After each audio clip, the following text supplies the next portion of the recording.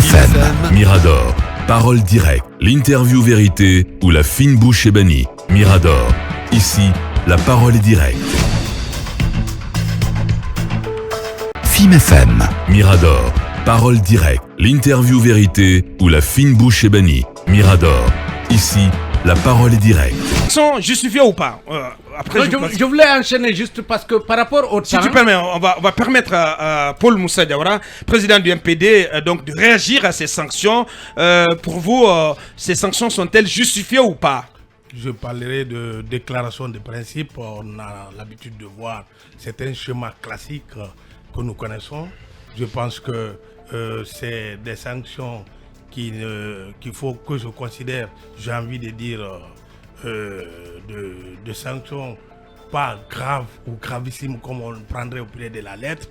Eh bien, c'est une première couche. Le ciel n'est pas tombé sur la Guinée. Le ciel n'est pas tombé sur la Guinée, c'est une première couche. Je pense que c'est une alerte. Ceci dit, il faut relativiser les choses, il faut dédramatiser les choses. Et c'est des sanctions prises. Mais vous savez, je pense que par rapport à ça, le monde ne s'arrête pas à l'espace CEDEAO. Il faut le dire sans risque. Qu'est-ce que vous voulez insinuer? Je viens, laisse-moi le temps de développer bien mon argumentaire. Je ne peux pas dire que je ne suis pas nombriliste, c'est-à-dire narcissique au point de dire que le centre de la Guinée et le centre de la CEDEAO c'est la Guinée ou le centre de la CEDEAO c'est Abidjan ou bien Dakar.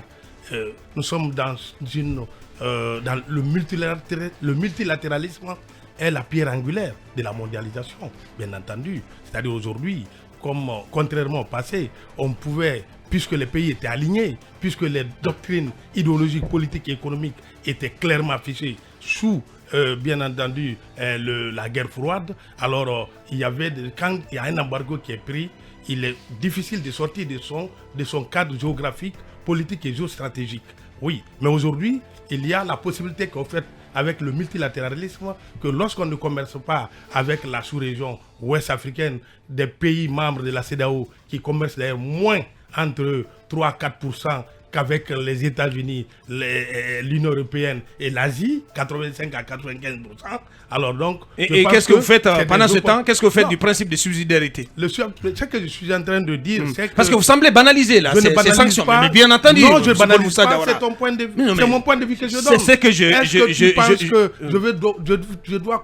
je dois parler comme toi? Non, alors pas du tout. Donc, laisse-moi parler comme moi-même. Vous êtes vous-même connu comme un soutien de la transition, de la jeune. Est-ce que vous avez peur? Est-ce que vous avez peur d'être sanctionné? Nous écoutent. Est-ce que Paul Moussa Diawara a peur d'être sanctionné? On a suffisamment perdu du temps. Bien. Laissez-moi développer mon argument. Mais répondez à la question. Il va y répondre. Avec tout le respect que je te Bien, il va y répondre. Laisse-moi finir d'abord la réponse, de donner la réponse à Abouakar. Je vais dire tout simplement par là que aujourd'hui, vous pensez que les États-Unis vont abandonner, fermer, prendre, bouder, arrêter l'exploitation de sa bauxite avec la CBG, et puis la Chine va arrêter, ou bien l'Union européenne va arrêter les projets, pas forcément les projets miniers. Moi je parle surtout... Non, puisque vous parliez de la Chine en fait.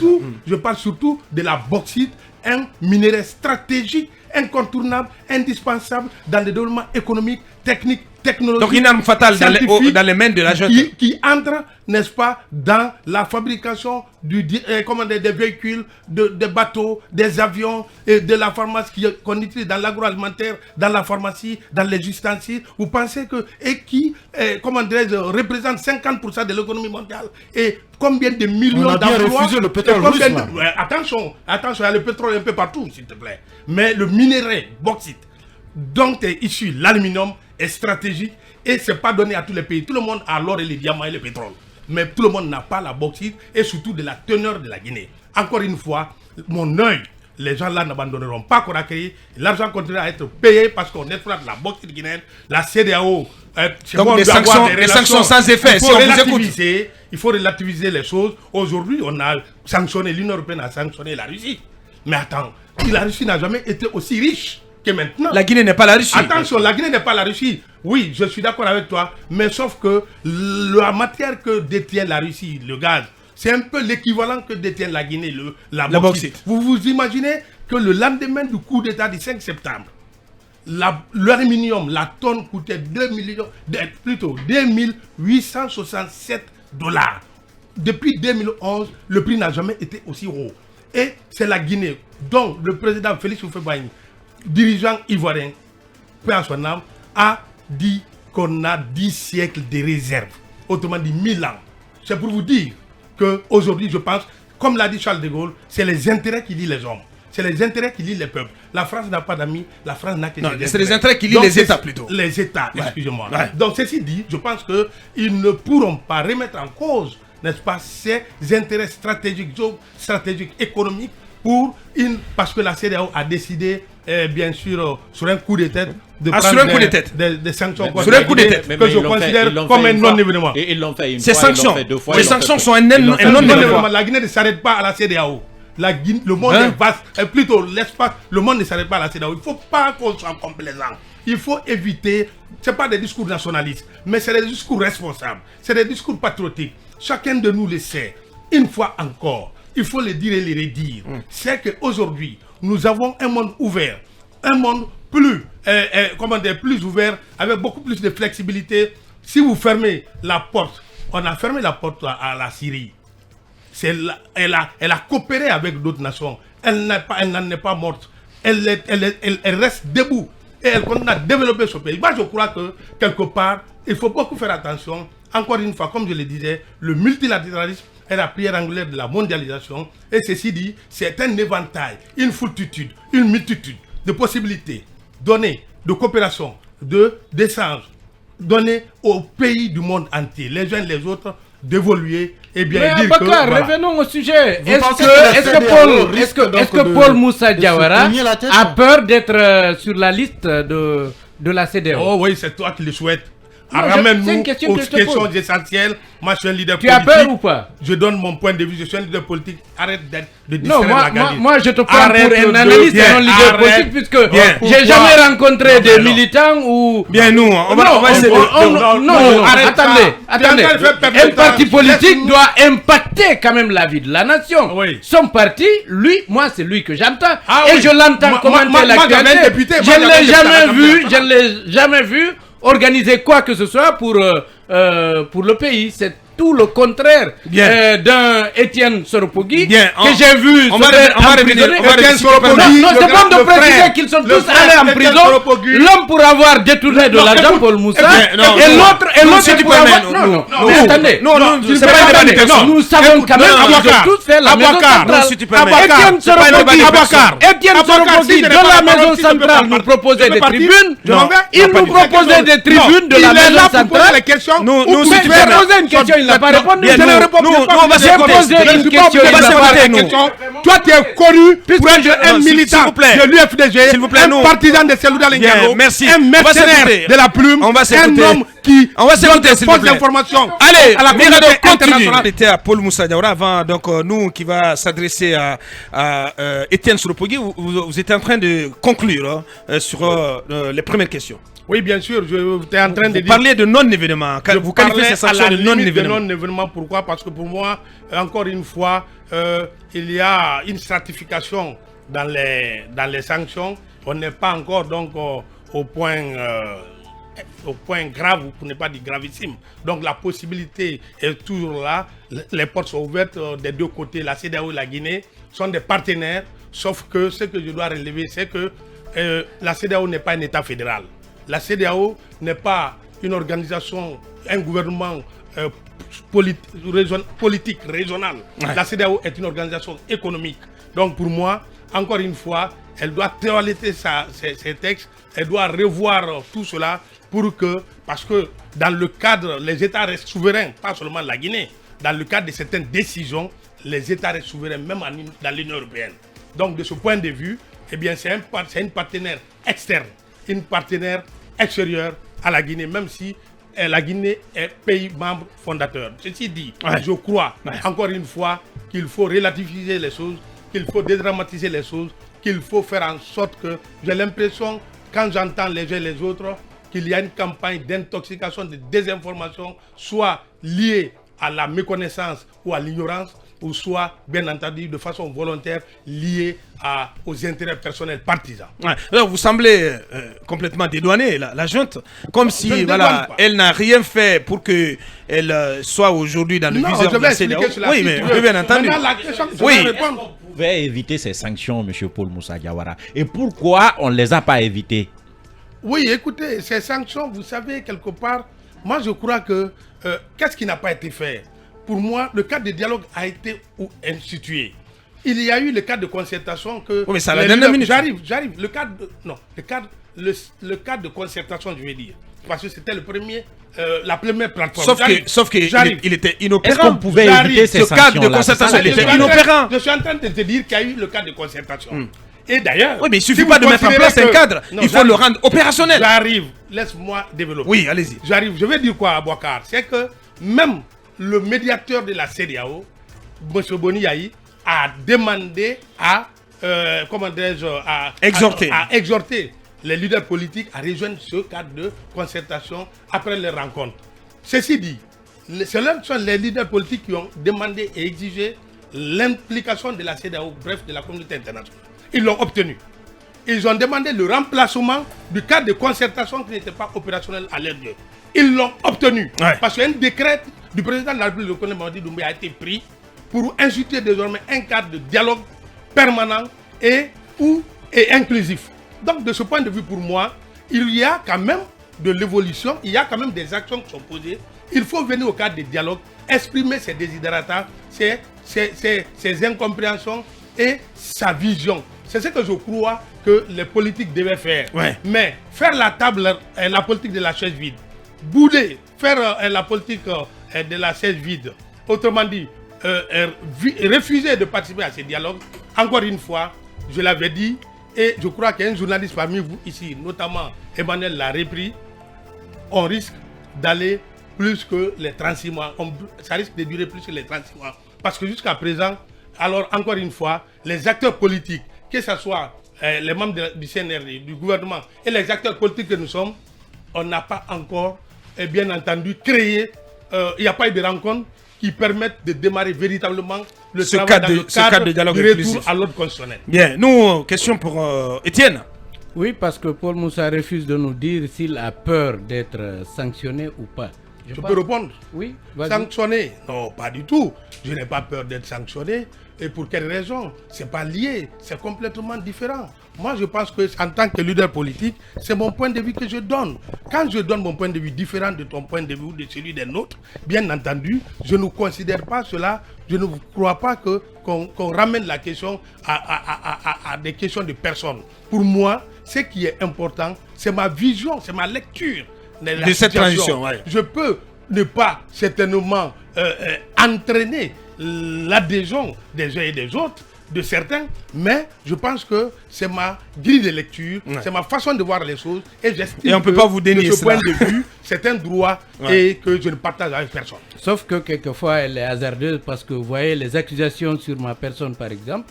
Moi, j'ai jamais été militant d'un parti politique. Alors, pas du tout. Vous savez, quand on était à l'Observateur, moi je me souviens, Kiridi Bangoura, je l'ai croisé dans la rédaction de l'Observateur, il m'a souhaité la bienvenue. Certains pensaient qu'il accompagnait le journal. Et par après, on a dit que l'Observateur appartenait au professeur Alpha Condé. Ouais. Vous comprenez? Donc c'est facile parce que quand vous véhiculez des messages qui s'approchent à d'autres idées, c'est facile et surtout dans le contexte guinéen, c'est interdit. Quand la liberté d'opinion. Quand vous avez le même nom qu'un leader, facilement, on le fait alors que c'est totalement faux. Alors, la parole à M. Paul Moussa Diawara sur ce que la junte doit faire, ou bien pour vous qui estimez que ces sanctions sont un non-événement, que la junte n'a pas à se bouger pour répondre aux exigences de la CEDEAO. Il peut aussi réagir par rapport à cette question. Je pense que je l'ai dit, la CEDEAO ne peut pas régenter l'État guinéen. Oula. Non, pas du tout. Ça quand même, pour qu'on soit guinéen, il faut qu'on se respecte. Il faut, quand je dis régenter l'État guinéen, régenter le peuple de Guinée, donner son dictat, donner la marche à suivre. Non, pas du tout. Je l'ai dit tout à l'heure que la CEDEAO n'est pas un État fédéral.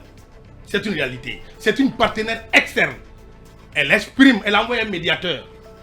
Elle exprime sa position, elle vient accompagner pour approcher les partis. Ouais. Elle vient travailler, pour que la situation politique, le processus électoral, et puis elle nous accompagne jusqu'aux élections. Mais c'est des Guinéens c'est des Guinéens qui ont été les premiers à demander quoi. Encore une fois, laisse-moi parler. Quand il parlait, tu n'as pas parlé. C'est pourquoi je dis que tu es militant. Donc, ceci dit, ceci dit, je crois qu'aujourd'hui, la CEDEAO n'a pas été exclue de ce processus.